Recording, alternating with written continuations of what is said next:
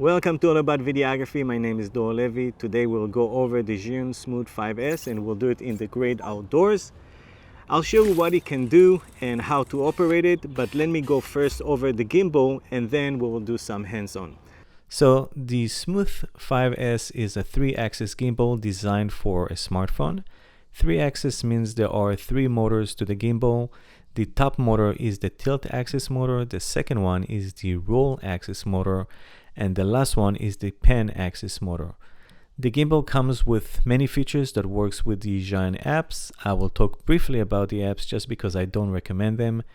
In other words, don't buy the gimbal for the apps, and you shouldn't. The gimbal came with a stand and a USB-C cable. There is another package in that the gimbal comes with a case and an external light. So the first thing you'll do when you get the gimbal will be to screw the stand to the gimbal grip. Second thing will be to unlock the axis arms. Now let's unlock the axis arms, which is very important because if you do not do it correctly, you will break the gimbal. So the best way to unlock the gimbal is to position the gimbal when you look at the back of it and when the focus wheel is to your right. Then you need to pull the roll axis arm and push the tilt arm. Now to unlock the pan arm, there is a small button above the trigger. Just move it to the right to unlock it.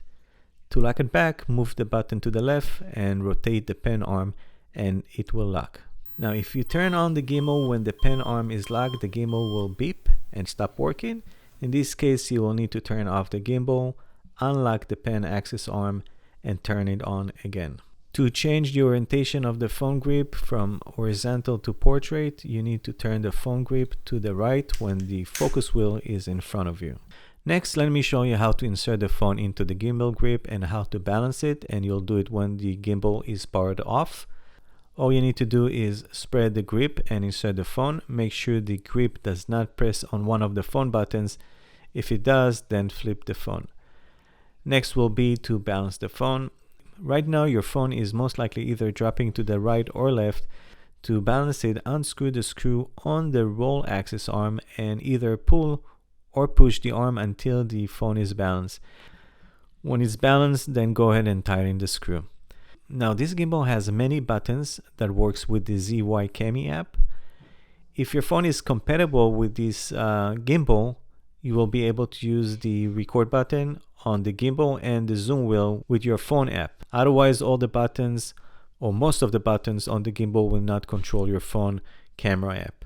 It's really not a big deal. The apps that comes with this gimbal are gimmicky and most likely you will never use it.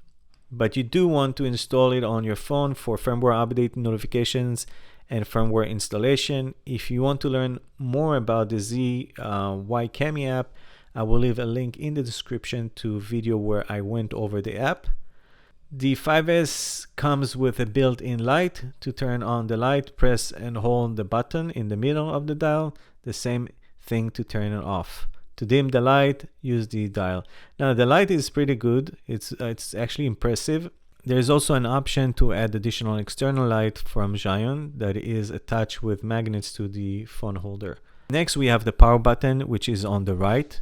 Press and hold until the gimbal powers on. To power off, again, you just hold and press. With the power button, you can also check the battery status. In this case, press the power button, but don't press and hold because it will turn off the gimbal. Also on the right, we have a 1/4-inch threaded hole to mount accessories. On the back of the gimbal, you will find the trigger button, which resets the gimbal orientation and switch to a selfie. On the back, we also have USB-C port for charging and firmware updates. Underneath of the dial, we have the joystick, very basic, up, down, right, and left. You can use the joystick in any mode. In the vortex mode, it will only work by turning right and left. Now let's see what the Zgiyun Smooth 5S can do. So it has 5 modes, from left to right, PF pen follow mode, L lock mode, F follow mode, PV point of view mode, and V vortex mode. It also has a selfie mode, but it's not part of the mode section. Now to toggle between the modes, a single press of the mode button will switch to the next mode going forward. 2 clicks on the mode button will change it backward. For the selfie, there is a trigger on the back of the gimbal. 3 clicks on the trigger will turn the gimbal 180 degrees.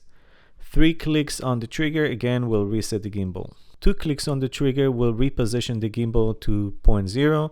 So if the gimbal is not positioned the way you like and you want to start from scratch, pretty much reset the gimbal, then click twice on the trigger.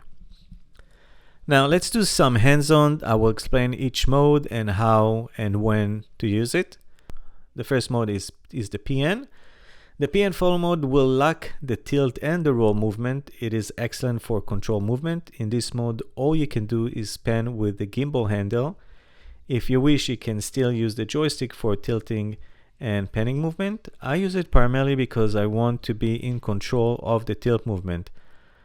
I also use it for a specific movement for B-rolls. And let me show you how it works. You can either start from the top or the bottom. The goal is to level the camera to either the top when the camera is facing downward or 0.0 when the camera is facing forward. Let's say you start from the top when the camera looks downward. Now, while tilting down the gimbal in an arch movement at the same time, you want to level the camera to a forward position, and you do that with the joystick. Next is the L mode, which is the lock mode, and it is a very interesting mode. In this mode, all the 3 motors are locked. So the phone position will stay the same regardless of how you move the gimbal. You can be in front of the phone or behind the phone without moving the phone, if it makes sense. For example, you can film a scene and then move into the scene, and that's actually very, very practical. Next is the F mode. In the follow mode, the roll axis motor is locked, so you cannot do the Dutch tilt, but you can pan and tilt. The follow mode is good for tracking. It will pan if you move to the right or left, and it will tilt if you angle the gimbal up or down. I use it when I want to show around a place or if I need to follow a subject. For the most part, that's what you will use the most.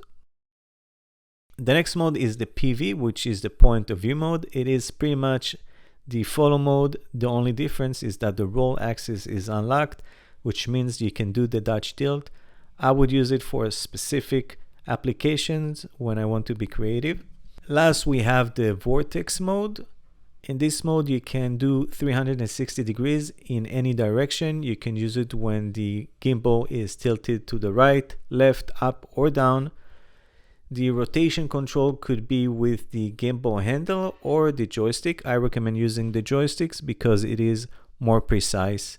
Now in this mode, the tilt axis is the only one that works. This means the camera will point to wherever you point the gimbal. Point the gimbal to the sky and the tilt axis will turn the camera upward. Point the gimbal forward and the tilt axis will tilt the camera forward. Again, this mode is great for creativity. And that is what the Zgiyun Smooth 5 can do. Bottom line, the gimbal is very easy to operate and it is comfortable in the hand. With my thumb, I can reach all of the buttons. What I don't like about the gimbal is the mode display. First off, it is tiny display and very hard to see. In the outdoors, it is impossible to see.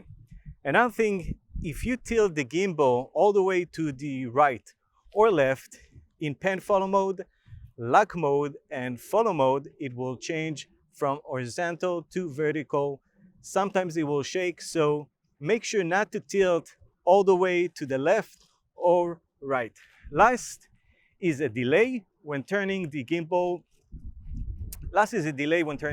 But it is minor, and that happens to most gimbals, some more, some less. Build quality is excellent, even though it's made out of plastic.